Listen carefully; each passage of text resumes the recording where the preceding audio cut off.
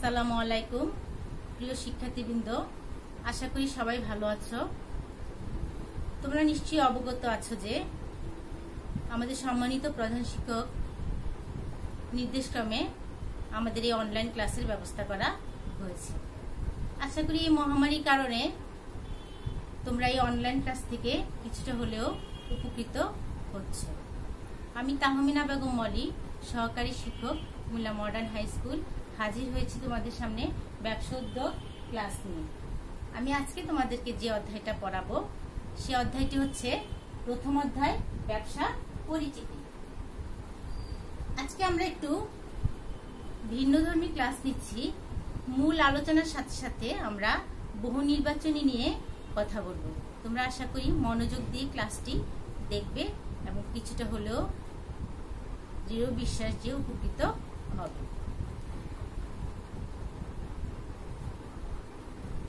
বলা হয়েছে যে ব্যবসা উৎপত্তির মূলে ছিল মানুষের অভাববোধ। এই প্রথম লাইনে আমাদের বহু নির্বাচনী একটা প্রশ্ন চলে এসেছে।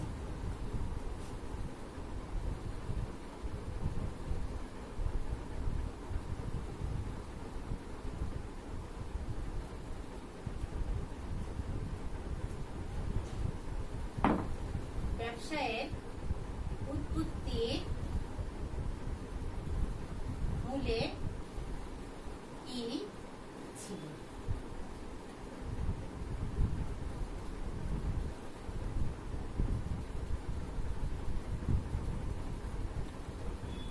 অভাবপূরণের লক্ষ্যে মানুষ অর্থনৈতিক কর্মকাণ্ডের মাধ্যমে উপার্জন প্রচেষ্টায় জড়িত হয়।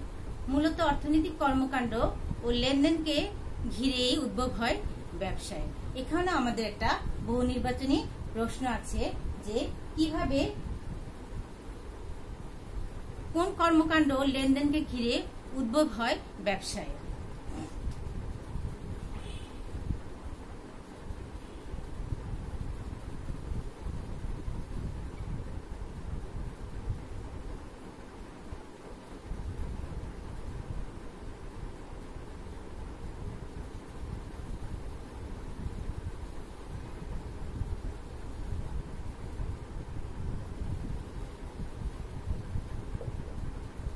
আমরা প্রথম প্যারা থেকে দুইটা বহু নির্বাচনী প্রশ্ন পেয়ে গেছি। এই অধ্যায় থেকে আমরা আরো কিছু অবজেক্টিভ পেয়ে যাব। বলা হয়েছে যে সাধারণভাবে মুনাফা অর্জনের লক্ষ্যে পরিচালিত অর্থনৈতিক কর্মকাণ্ডকে ব্যবসা বলা হয়। পরিবারের সদস্যদের জন্য খাদ্য উৎপাদন করা, হাঁস মুরগি পালন করা, সবজি চাষ করাকে ব্যবসা বলে গণ্য করা যায় না। কিন্তু যখন কোনো কৃষক মুনাফার আশায় ধান চাষ করে বা সবজি ফলায় তা ব্যবসা বলে গণ্য হবে। তবে মুনাফা অর্জনের উদ্দেশ্য পরিচালিত সকল অর্থনৈতিক কর্মকাণ্ড ব্যবসা বলে গণ্য হবে যদি সেগুলি দেশের বৈধ ও সঠিক উপায়ে পরিচালিত হয়। এবার আমরা আসি ব্যবসায়ের কিছু বৈশিষ্ট্য নিয়ে। ব্যবসায়ের আরো কিছু বৈশিষ্ট্য আছে যা একে অন্য সব পেশা থেকে আলাদা করা হয়েছে। ব্যবসার সাথে জড়িত পণ্য বা সেবার আর্থিক মূল্য থাকতে হবে। এখানেও আমরা একটা অবজেক্টিভ পেয়ে গেছি।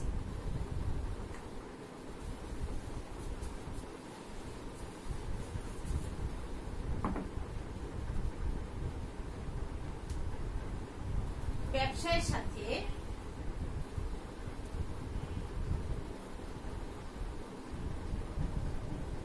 জড়িত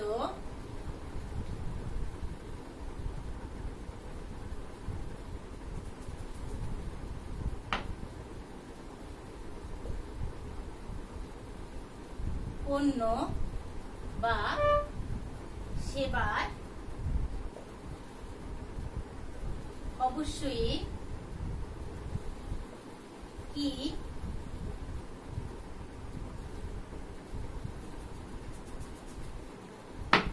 কি থাকতে হবে।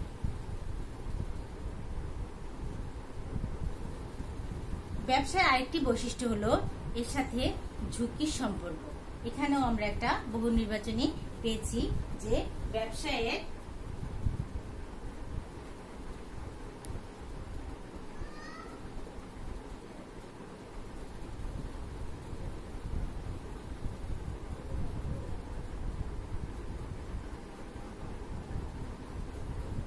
ব্যবসায়ের সাথে কিসের সম্পর্ক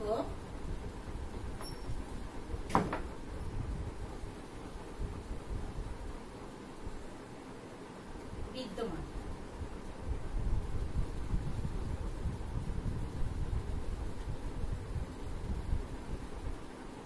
মূলত মুনাফা অর্জনের আশাতেই ব্যবসায় অর্থ বিনিয়োগ করে। ব্যবসায়িক কর্মকাণ্ডের মাধ্যমে মুনাফা অর্জনের পাশাপাশি অবশ্যই সেবার মনোভাব থাকতে হবে। এখানে আমরা একটা বহু নির্বাচনী প্রশ্ন পেয়ে গেছি।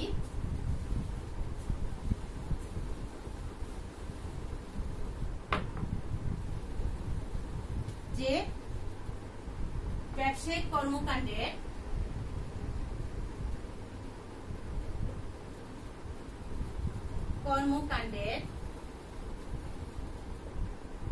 মাধ্যমে মুনাফা অর্জনের পাশাপাশি কি থাকতে হবে?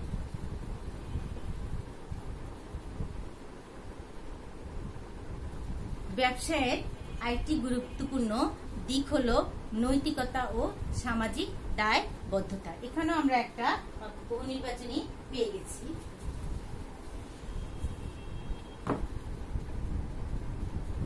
যে ব্যবসায়ের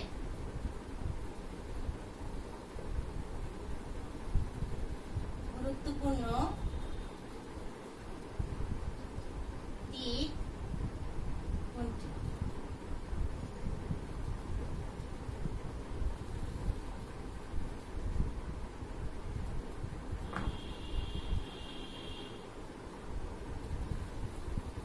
এবার আমরা আলোচনায় আসি ব্যবসার উৎপত্তি ও ক্রম বিকাশ। বলা হয়েছে যে দিনে দিনে মানুষের চাহিদা বৃদ্ধি পাওয়ার সাথে সাথে অর্থনৈতিক কর্মকাণ্ডের আওতাও বাড়তে থাকে। ফলে শুরু হয় পশু শিকার, খাদ্যশস্য উৎপাদন ও পণ্য বিনিময়ের মতো কর্মকাণ্ড। কিন্তু পণ্য বা দ্রব্য বিনিময় করেও প্রয়োজন মেটানো যায়নি। ফলে বিনিময়ের স্থলে বিনিময়ের মাধ্যম হিসেবে স্বর্ণ, রৌপ্যর মুদ্রা ও পরবর্তীকালে কাগজি মুদ্রার প্রচলন হয়। ব্যবসায়ের ক্রমবিকাশের ধারাকে প্রাচীন, মধ্য ও আধুনিক এই যুগ এই তিন পর্যায়ে বিভক্ত করা যায়। এখানে আমরা একটা বহু নির্বাচনী পেয়ে গেছি যে ব্যবসায়ের ক্রমবিকাশের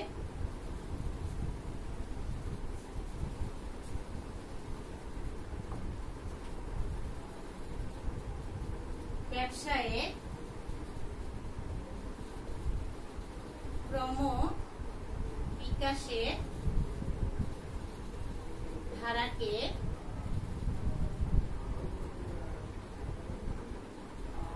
কয় পর্যায়ে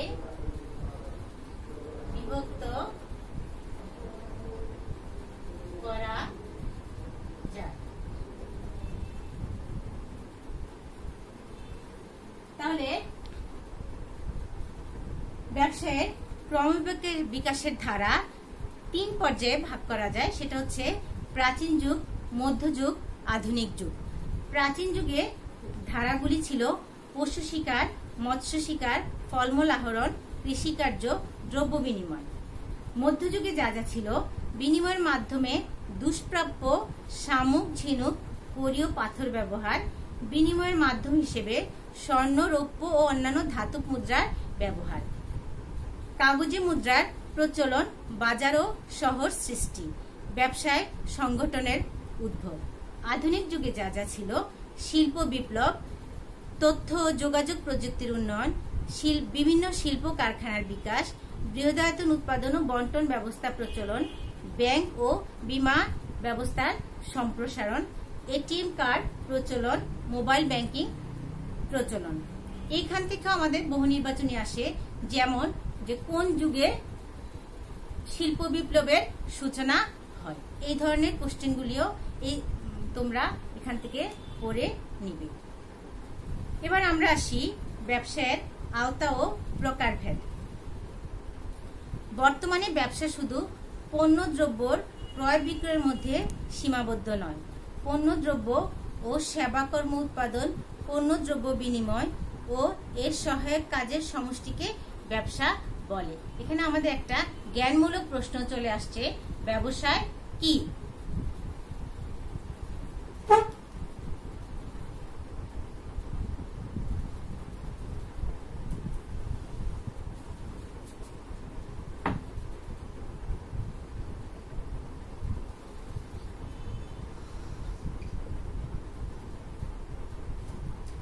পণ্যদ্রব্য বিনিময় সংক্রান্ত সহায়ক কাজে পরিবহন, বীমা, ব্যাংকিং, গুদামজাতকরণ ও বিজ্ঞাপন গুরুত্বপূর্ণ ভূমিকা পালন করে।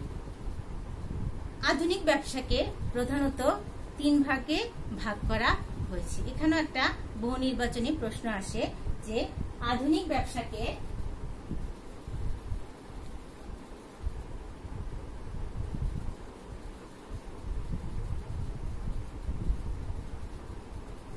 কয় ভাগে ভাগ করা হয়েছে? আধুনিক ব্যবসাকে প্রধানত 3 ভাগে ভাগ করা হয়েছে। প্রথমটা হচ্ছে শিল্প, দ্বিতীয়টা হচ্ছে বাণিজ্য, তৃতীয়টা হচ্ছে প্রত্যক্ষ ব্যবসা।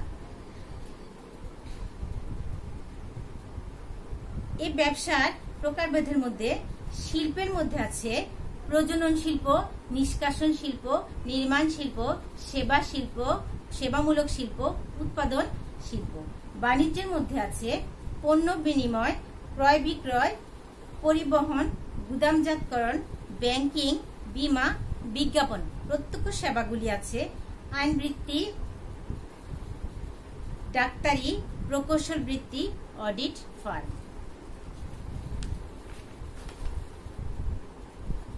এবার আসি আমরা শিল্প নিয়ে কথা বলবো।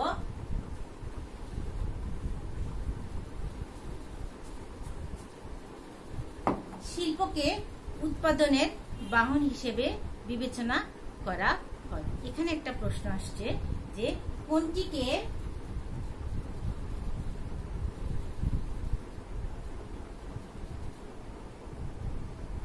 উৎপাদনের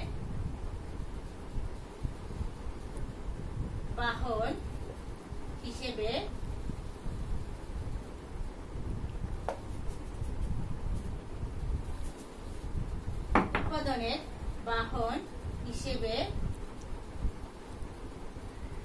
বিবেচনা করা হয়। তারপরেও আছে যে প্রক্রিয়ায় প্রাকৃতিক সম্পদ আহরণ, কাঁচামালের রূপদান এবং প্রক্রিয়াজাতকরণের মাধ্যমে কাঁচামালকে মানুষের ব্যবহার উপযোগী পণ্যে পরিণত করা হয় তাকে শিল্প বলা হয়। এখানেও আমাদের প্রশ্ন আসে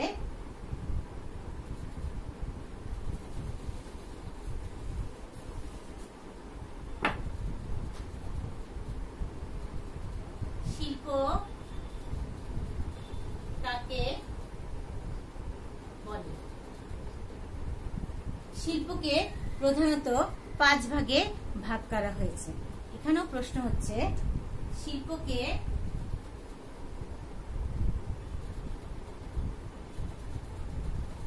কয় ভাগে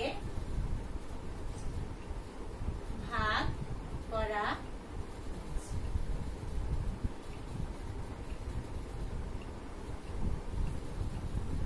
এখানে শিল্পের ব্যাখ্যাগুলি আছে। প্রজনন শিল্প বলা হয়েছে যে উৎপাদিত সামগ্রী পুনরায় সৃষ্টি বা উৎপাদনের কাজে ব্যবহৃত হয়, যেমন নার্সারি, হ্যাচারি। এখান থেকেও আমাদের কোশ্চেন আসতে পারে যে প্রজনন শিল্প কি বা প্রজনন শিল্প কাকে বলে। নিষ্কাশন শিল্পের মাধ্যমে ভূগর্ভ, পানি বা বায়ু হতে প্রাকৃতিক সম্পদ আহরণ করা হয়। আমি একটা উদাহরণ দিয়ে তোমাদেরকে দেখাই দিচ্ছি যে কিভাবে এখান থেকে প্রশ্ন হয়।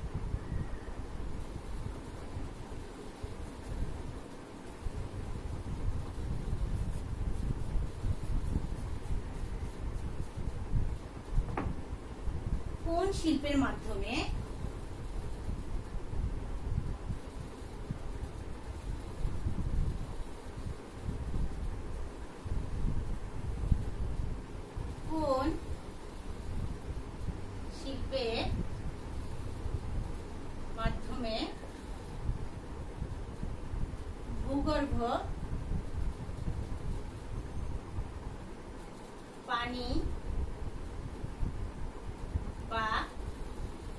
বায়ু হতে প্রাকৃতিক সম্পদ আহরণ করা। প্রিয় শিক্ষার্থীবৃন্দ, সবগুলি শিল্পেরই সংজ্ঞাগুলি আমাদেরকে ভালোভাবে উদাহরণ সহ পড়তে হবে। উদাহরণ দিয়েও যে কোনো প্রশ্ন হতে পারে।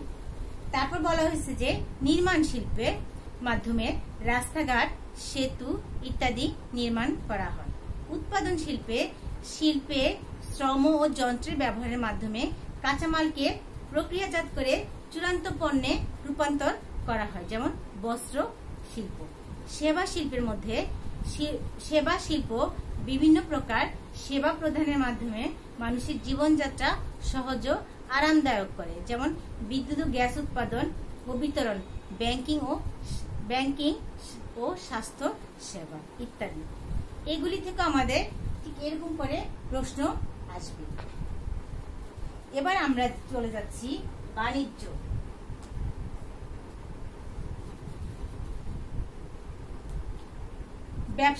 বাণিজ্যকে ব্যবসায়ের পণ্য বা সেবা সামগ্রী বন্টনকারী শাখা হিসেবে চিহ্নিত করা হয়। এখানে একটা বহু নির্বাচনী প্রশ্ন হয়েছে, যেমন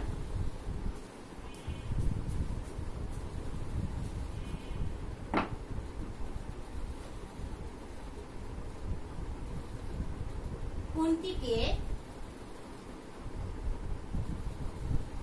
ব্যবসায়ের পণ্য বা সেবা বন্টনকারী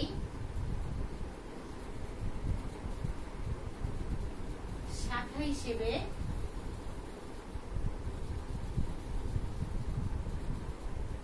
চিহ্নিত করা হয়। তাহলে কোনটিকে ব্যবসায়ের পণ্য বা সেবা বন্টনকারী শাখা হিসেবে চিহ্নিত করা হয়? ব্যবসা বা শিল্পে ব্যবহৃত কাঁচামাল উৎপাদকের নিকট পৌঁছানো কিংবা শিল্পে উৎপাদিত পণ্য বা সেবা সামগ্রী ভোক্তাদের নিকট পৌঁছানোর সকল কার্যাবলীকে বাণিজ্য বলে। এখানেও আমাদের একটা প্রশ্ন আসছে,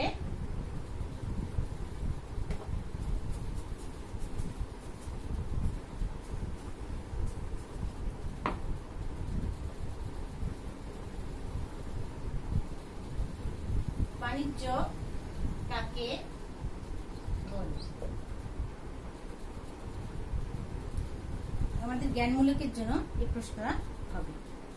পণ্য দ্রব্য ক্রয় বিক্রয় কার্য যথার্থভাবে সমাধানের ক্ষেত্রে অর্থগত, ঝুঁকিগত, স্থানগত, কালগত ও তথ্যগত বাধা বা সমস্যা দেখা দিতে পারে।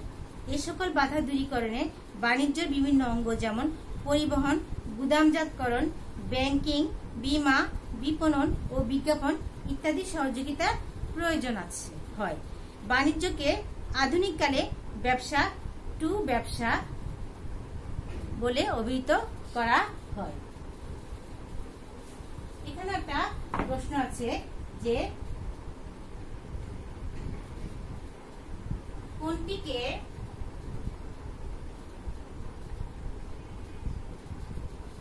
আধুনিককালে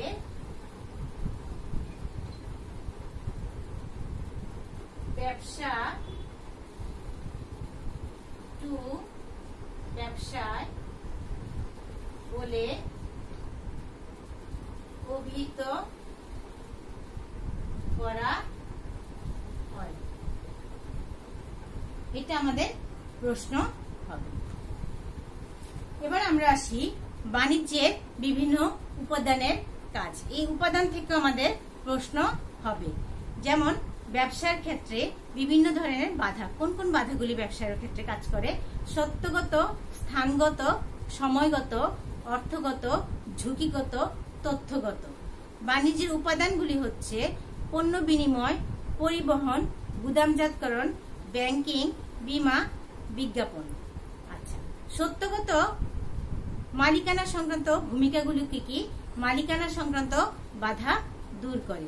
স্থানগত পরিবহনের কাজ স্থানগত বাধা দূর করে, সময়গত গুদামজাত করে রাখে এবং সময়গত বাধা দূর করে, অর্থগত ব্যাংকিং কার্যক্রমে হয়, অর্থ সংক্রান্ত বাধা দূর করে, ঝুঁকিগত বীমা এর মধ্যে ঝুঁকি সংক্রান্ত বাধা দূর করে, তথ্যগত বিজ্ঞাপন দিয়ে তথ্য প্রচার সংক্রান্ত বাধা দূর করে। প্রত্যক্ষ সেবা অর্থ উপার্জনের উদ্দেশ্যে স্বাধীন পেশায় নিয়োজিত ডাক্তার, উকিল, প্রকৌশলী প্রভৃতি পেশাজীবীরা বিভিন্ন রকম সেবাকর্ম অর্থের বিনিময়ে প্রদান করে থাকে। এই সকল সেবাকর্ম বা বৃত্তি প্রত্যক্ষ সেবা হিসেবে পরিচিত হয়। এখানে দেখো একটা প্রশ্ন হতে পারে,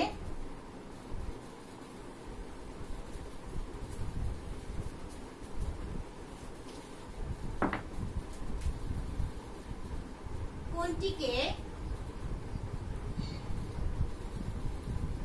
প্রত্যক্ষ সেবা হিসেবে অভিহিত করা হয়? এখানে অ্যান্সার থাকতে পারে ডাক্তার, উকিল, প্রকৌশলী, যাই হোক যে কোনো একটা সঠিক অ্যান্সার থাকবে, সেটা তোমাকে দিতে হবে। যেমন ডাক্তারি ক্লিনিক, আইন চেম্বার, প্রকৌশলী ফার্ম, অডিট ফার্ম ইত্যাদি। প্রত্যক্ষ সেবা আধুনিক ব্যবসায়ের গুরুত্বপূর্ণ শাখা। এখানে একটা প্রশ্ন হবে, যেমন আধুনিক ব্যবসায়ে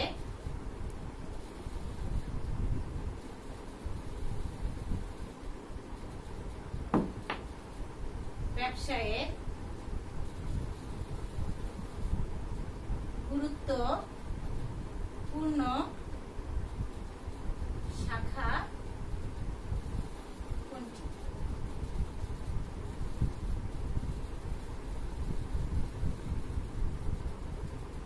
ব্যবসায়ের এবার গুরুত্ব নিয়ে আমরা আলোচনা করব। অর্থনৈতিক কর্মকাণ্ড হিসেবে গণ্য হলো ব্যবসা যে কোনো দেশের আর্থসামাজিক, রাজনৈতিক তথা সামগ্রিক উন্নয়নে বিশেষ অবদান রেখে চলেছে। ব্যবসায়ের প্রয়োজনীয়তা উপলব্ধি করে গড়ে উঠেছে ছোট বড় দোকান থেকে শুরু করে বিশাল শিল্প কারখানা। বর্তমান বিশ্বে ব্যবসায়ের গুরুত্ব অপরিসীম। আজকের পৃথিবীতে যে সকল দেশ উন্নতির চরম শিখরে অবস্থান করেছে, যে দেশগুলো ব্যবসা বাণিজ্যে উন্নত, ব্যবসায়ের মাধ্যমে সম্পদের যথাযথ ব্যবহার সহজতর হয় এবং দেশের অর্থনৈতিক উন্নয়ন ত্বরান্বিত হয়। এখানে একটা প্রশ্ন হবে,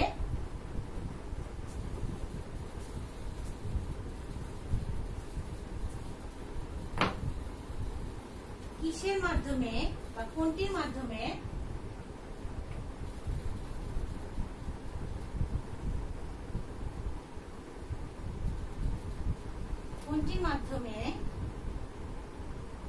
সম্পদের যথাযথ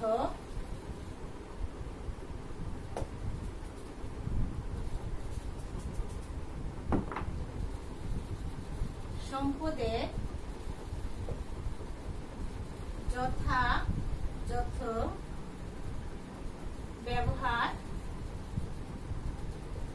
সহজ হয়।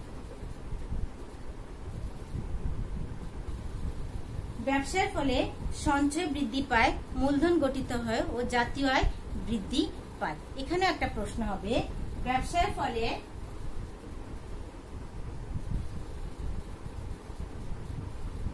কি বৃদ্ধি পায়?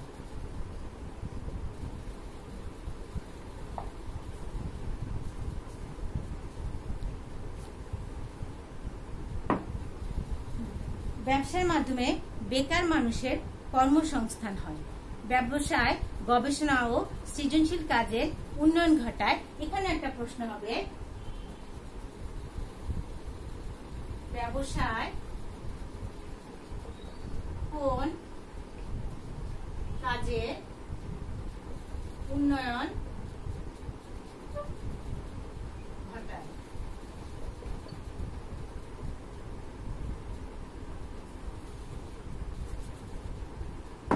ব্যবসা বাণিজ্যের ফলে দেশে দেশে পণ্যদ্রব্যর আদান প্রদানের সাথে সাথে সংস্কৃতিরও বিনিময় ঘটে।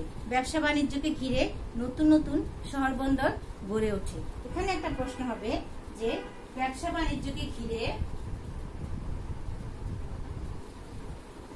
ব্যবসায় বাণিজ্যকে ঘিরে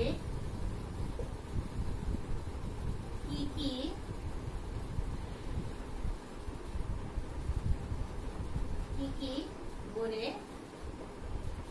ওঠে। প্রিয় শিক্ষার্থীবৃন্দ, আজকে আমরা এতটুকু পর্যন্তই থাকি। নেক্সট ক্লাসে আমরা বাকি অংশ নিয়ে আলোচনা করব ইনশাআল্লাহ, এবং বহু নির্বাচনীগুলি তোমরা একটু ভালোভাবে একটু খেয়াল করবে। আশা করি সবাই ভালো থাকবে, সুস্থ থাকবে, ঘরে থাকবে। আল্লাহ হাফেজ।